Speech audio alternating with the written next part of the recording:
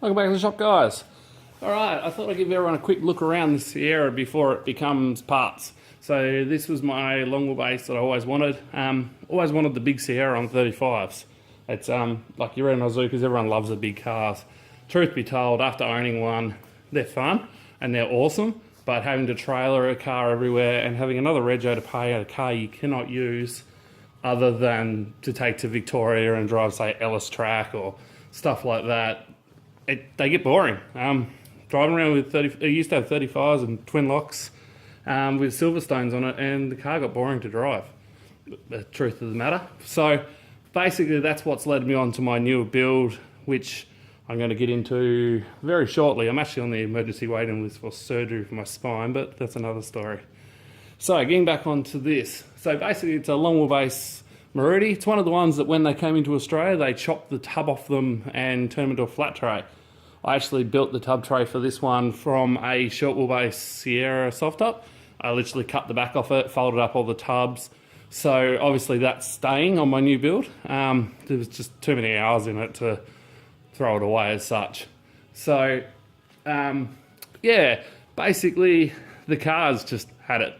As you can see, like every panel's been folded in. The car's had a good life. Wow, good life. It's done 2 adventure tours in Victoria with the Suzuki Club. It's been on its roof twice. It's been on both sides, lots. It's driven a lot of tracks, a lot of stupid lines. Like I've driven Sunset and Ellis, drove Madman's and at Cobar when it was really torn up. That was a big challenge. But I thought, you know, I'll do a quick video and show everyone around the car just before I pull it apart, just to show how bad a car can get when you drive them like this. So, as you see, it's a G16B. It's actually an early distributor Model 1. However, that is a Sierra distributor with an adapter to make all that work. And they are twin dirt bike carbies. They're actually Chinese little pit bike carbies, 30mm carbies, and it runs well. Realistically, it makes more power than an injected one. And I've driven enough of them to know. So it's a triple core Civic radiator. It does not get hot. I've hounded on this poor little thing for long periods of time. It's never got hot.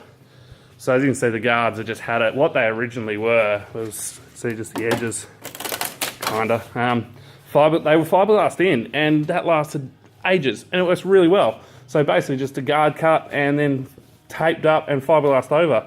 Works really well until you smack them into a bank and the fiberglass all falls out.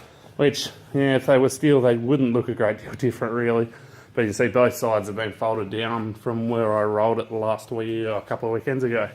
This sill panel here is realistically the reason why the cabs are right off. You can see how much is pushed in. The sill panels are obviously RHS in this.